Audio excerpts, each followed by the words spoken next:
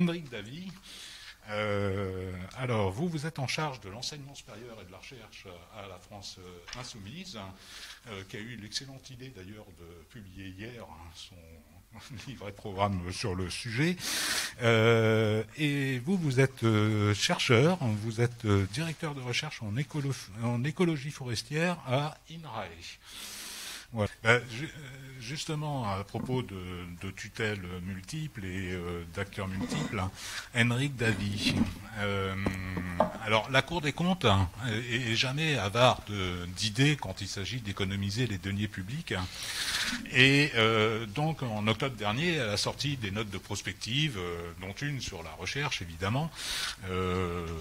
Hasard de calendrier, très probablement, dans laquelle, voilà, en fait, elle propose de faire d'une pierre deux coups.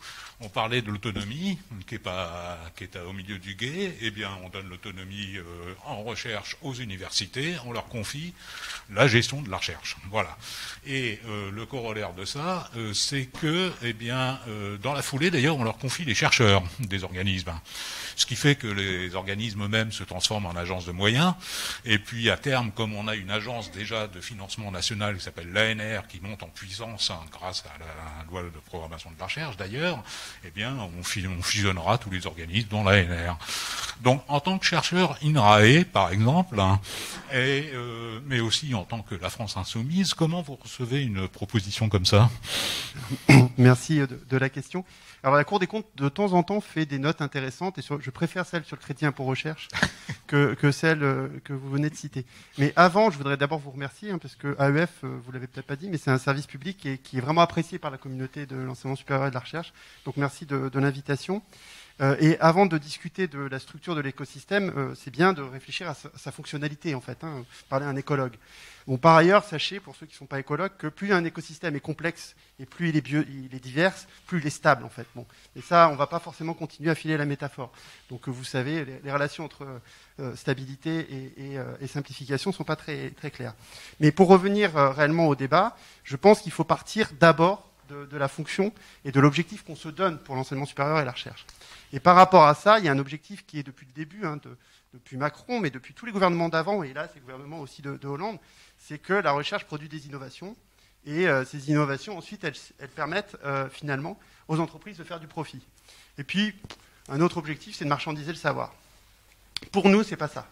L'enseignement supérieur et la recherche, c'est avant tout un des piliers de la 6e République que nous souhaitons construire, et pour ça, en fait, on pense qu'on a besoin de redonner confiance à l'ensemble de la communauté. Et pour nous, ça passe par un certain nombre de mesures très claires, comme la suppression de l'ANR, la suppression de l'HERS, parce qu'on en a marre, sincèrement, de passer notre temps à chercher de l'argent. Moi, en tant que directeur de recherche, je ne fais que chercher de l'argent, tout le temps, pour employer des précaires. Ça, c'est pas possible. Donc, on recouvre la confiance d'abord des personnels. Et ensuite, on leur redonne des moyens récurrents. Donc, si on supprime l'ANR et les initiatives d'excellence, ça permet d'avoir un très grand nombre de moyens. On a quantifié ça. Ça fait en gros 14 500 € par personne qui sont dans un labo. Et donc ça, les gens vont pouvoir voir venir.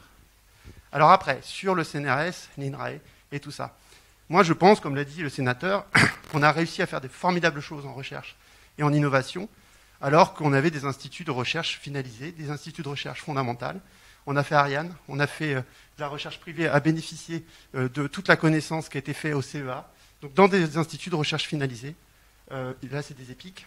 En l'occurrence, ça a permis réellement des révolutions industrielles fortes pendant toutes les 30 glorieuses, pour le meilleur et pour le pire d'ailleurs, parce que vous connaissez notre position à l'Union populaire sur le nucléaire. Mais néanmoins, ça prouve que si on redonne confiance et des moyens, et dans les moyens, nous on est assez précis dans le livret que vous avez cité, 30 000 embauches de personnel dans l'enseignement supérieur et la recherche, on demande la titularisation de tous les précaires et de tous les contractuels qui sont actuellement embauchés sur fonction pérenne. Bref, on redonne le temps long aux chercheurs et on leur fait confiance. Et par rapport à tout ce que vous avez dit sur la simplification, eh bien oui, il faut simplifier, mais surtout, il faut arrêter donc, toutes ces superstructures qu'ils ont rajoutées, donc l'ANR, l'HERS, c'est ça qu'il faut supprimer. Et supprimer les initiatives d'excellence. Donc tout ça, oui, on supprime. Mais non, bien sûr qu'on maintient ce qui est, d'ailleurs, qui va être très utile, parce que sincèrement, si on veut faire la transition énergétique, si on veut faire la sobriété énergétique, si on veut faire la révolution agricole pour avoir une agriculture écologique, on aura besoin des fonctionnaires de l'INRAE, on aura besoin des fonctionnaires et de leur savoir-faire des autres instituts, du CNRS, mais aussi des agents qui travaillent au CEA. Donc, sincèrement, non, on a vraiment des outils qui vont être utiles pour la suite. Il faut plutôt leur redonner confiance et de l'argent. Et voilà, c'est en gros le sens de nos propositions. Hendrik Davy, en préparant cette table ronde, vous déclarez que la LPR posait des problèmes à la fois de montant, mais aussi de manière. Est-ce que vous pouvez nous en parler ? Oui, ça a déjà été dit dans le débat, mais je voulais revenir et rebondir sur l'interpellation de M. Bonal, qui est tout à fait juste. Si on doit embaucher 30 000 personnels, et c'est pas que des chercheurs, hein, parce que ça a été dit ici, c'est des anciens chercheurs, mais c'est des techniciens aussi. Moi, je travaille à l'INRAE, et on est très content d'avoir des techniciens avec un savoir-faire très, très précieux, et on ne remplacera pas ce savoir-faire par des stagiaires, comme c'est le cas dans beaucoup d'instituts. Donc, si on doit embaucher 30 000 personnes, est-ce qu'on les a ? Sandrine Rousseau vous a déjà répondu. Hein. Il y a 60 000 précaires actuellement dans l'enseignement supérieur et la recherche. Quand on ouvre un poste dans mon unité, on a 80 candidats. 80. Donc, il y a bien la nécessité d'ouvrir de postes. Non, quand je vous dis qu'il y a 80 candidats, il y en a 79 qui restent sur le carreau. Hein. C'est un transfert, c'est pas en plus. Si, c'est en plus. Si, moi je parle de 30 000 en plus. Voilà. Plus. Je ne vous ai pas interrompu, monsieur. Donc, il y a les deux. Je pense que dans notre réflexion, il y a à la fois la titularisation de tous les précaires actuellement embauchés sur fonction. Mais il y a beaucoup de précaires qui ne le sont plus précaires, puisqu'ils sont quittés momentanément le monde de la recherche. C'est pour ça qu'on a besoin d'un plan pluriannuel d'emploi. Mais ça se prépare aussi pour avoir des bons candidats. Donc, nous, on propose 8 000 doctorants en plus, 8 000 allocations doctorales en plus par an. Et ça nécessite aussi de réfléchir à avoir des étudiants qui puissent faire tout ça. Donc c'est pour ça qu'on propose une allocation d'autonomie, hein, vous l'avez vu, de 1 062 €. Parce que si les étudiants ont les moyens de travailler et de faire leurs études correctement et d'aller jusqu'au doctorat pour qui c'est difficile par rapport à leur environnement familial, vous aurez plus de docteurs. Alors ensuite, sur les financements. Notre premier point, c'est qu'effectivement, il faut augmenter les salaires. Donc la proposition qu'on a, mais c'est pour tous les fonctionnaires, hein, il n'y a pas de raison que ce soit que dans l'enseignement supérieur et la recherche, et c'est pour tous les corps. C'est pas que pour les chercheurs, même s'il y a un rattrapage qui est plus flagrant vis-à-vis du reste de l'OCDE pour les chercheurs. Mais c'est une augmentation de 15% du point d'indice. Et nous, on est très clair, c'est le point d'indice. Hein. Pourquoi ? Parce que tous les autres modes d'augmentation, notamment les primes qui sont prévues dans la LPR, mettent en compétition l'ensemble des salariés, et ça crée vraiment une ambiance dans les unités, je vous dis pas quoi. Parce qu'un tel va avoir sa prime à Noël, l'autre l'aura pas. Tout ça basé sur des évaluations, ou avec 27 critères d'évaluation. Vous imaginez pas la paperasserie, la bureaucratie, qui est formidable. Je vous invite à lire le livre de Graber, Feu, paix à son âme, qui a écrit un formidable livre sur la bureaucratie créée par le néolibéralisme. Et je pense que c'est ce que disait un peu Sandrine Rousseau. C'est cette bureaucratie-là dont on n'en peut plus, hein, passer notre temps à écrire de la paperasserie. Alors sur la question plus précisément. Oui, le volume d'abord. Ça a été dit, il faut arriver à 1%, c'est facile, c'est 7 milliards d'euros. 7 milliards d'euros, c'est le montant du crédit impôt recherche. Donc nous, on est simple, on nous demande toujours où on trouve l'argent, et on le supprime, et l'argent qui est récupéré, parce que c'est des pertes d'impôt actuellement, on le redistribue à la recherche fondamentale. Voilà, ça fait 7 milliards, et donc on arrive au 1%, c'est exactement le calcul que Valérie Bateau a fait. Sur cette répartition ensuite, la répartition, nous, on est pour la suppression de l'ANR, pas par idéologie, mais parce qu'on pense que, et M. Ouzolias l'a bien dit, cette répartition actuelle mène à une compétition qui est complètement délétère et qui aboutit, et je vais dans le sens qu'il a dit, à un truc complètement délirant, c'est que des unités sont clafis de pognon, enfin pour dire les choses, voilà, et donc ils ont les ERC, ils ont tout, et ils ont des burn-out, mais vraiment beaucoup de burn-out. Et les secrétariats n'arrivent plus à s'en sortir, à gérer tout ça. Et il y a des unités où on ne peut même pas envoyer un technicien à avoir 5 000 € pour suivre l'effet des changements climatiques sur les forêts. Typiquement, je vous prends un exemple. On n'a pas de crédit récurrent pour faire ça, pour envoyer des voitures, pour juste aller suivre l'effet du changement climatique. Donc ça ne peut plus durer. Donc des crédits récurrents. Je vous ai fait le calcul tout à l'heure. On reprend l'argent de l'ANR et l'argent des PIA. Ça fait, en gros, 14 000 € par agent présent dans une unité. Et avec ça, vous discutez avec n'importe quel agent de la fonction publique, il vous dira, avec ça, je peux retrouver le train long et travailler correctement.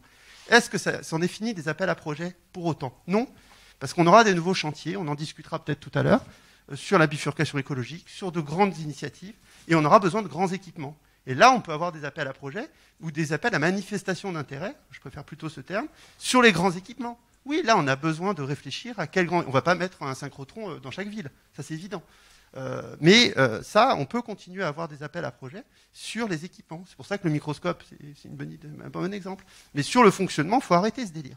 C'est une perte de temps. Moi, je ne suis pas économiste, mais j'ai essayé de le calculer pour mon syndicat un jour, parce que c'est 23% le taux de succès à l'ANR. Enfin, c'était, peut-être que ça a augmenté cette année. Donc, en gros, l'estimation un peu qu'on a faite avec le temps de chercheurs perdus, et je finirai là-dessus, c'est que pour 100 € qui sont distribués par l'ANR, il y a 50 € de perdus en temps de chercheurs pour préparer les évaluations, pour préparer les dossiers, etc. Donc, une efficience, je vous laisse imaginer l'efficience économique du système. Hendrik Davy, enfin, vous l'avez évoqué, hein, la France Insoumise supprimer le crédit impôt recherche. Donc la question se pose de comment est-ce qu'on soutient les entreprises, la R&D industrielle pour aider à faire face aux transitions actuelles et à venir. Alors, la politique de l'État vis-à-vis de la R&D privée, c'est un peu la même réflexion que la politique de l'État vis-à-vis de la recherche fondamentale. C'est-à-dire quel est l'objectif et la direction. Donc nous, l'objectif, c'est la planification écologique. Et pour ça, on a besoin de savoir, on a besoin de qualifications pour organiser cette bifurcation écologique. Et ce qu'on pense, c'est que si on a des grands opérateurs comme EDF, des grands opérateurs de l'État, mais aussi des opérateurs qui peuvent être privés, qui se lancent parce qu'il y a des nouvelles normes, parce qu'il y a des incitations de l'État dans un certain nombre de secteurs industriels, mécaniquement, ça va créer des besoins en recherche et développement privés. Hein. Mais il faut retrouver un État stratège, parce qu'on est un petit peu comme au lendemain de la Deuxième Guerre mondiale. C'est-à-dire qu'il faut complètement repenser notre appareil de production pour assurer la transition écologique. Donc si l'État est stratège, et c'est ce qui s'est passé après la Deuxième Guerre mondiale, encore une fois, quand on a eu la volonté de faire des centrales nucléaires, bon maintenant on veut en sortir, et c'est très bien. Mais quand on a eu cette volonté-là, ça a dégagé une mine, un réservoir important de recherche et développement dans le privé. C'est pareil pour Ariane Espace. Quand on regarde d'ailleurs les grands portefeuilles, en gros c'est 13%, je ne les ai plus là, mais 13% pour l'aéronautique, non, 13% l'automobile, 10% l'aéronautique, et le spatial. On retrouve les grands chantiers qu'on a eus et qui ont poussé en fait la recherche et développement dans le privé. Alors après, comment on fluidifie tout ça ? Eh bien, d'abord nous, on pense qu'il faut effectivement l'État fasse entrer en concertation les acteurs sociaux, les grands instituts de recherche finalisés et les patrons industriels pour discuter des orientations de recherche cette fois-ci finalisées. Et moi, là c'est un pari que je porte depuis longtemps, c'est que je pense que ça passe par la revalorisation du doctorat. Une des grandes différences avec l'Allemagne, c'est que si vous voulez être patron industriel, ou voire chancelière, c'est bien d'avoir un doctorat. Hein. En France, c'est pas le cas. Et pourquoi c'est très important ? Et je finirai là-dessus. Parce que imaginez que quelqu'un qui passe dans un laboratoire devienne ensuite un cadre dans une entreprise privée, il sait où est fait la recherche. Il est capable de revenir au laboratoire, de discuter avec ses anciens collègues de laboratoire pour savoir comment, à partir des savoirs qui sont produits dans le laboratoire, on peut produire des connaissances finalisées. Parce que dans le continuum entre la recherche fondamentale et la recherche finalisée, c'est toute une alchimie relativement complexe qui passe par des individus. Et la meilleure façon, c'est que ces individus circulent. Et pour qu'ils circulent, il faut que le doctorat soit reconnu dans les conventions collectives et que les docteurs dans les entreprises soient très bien payés.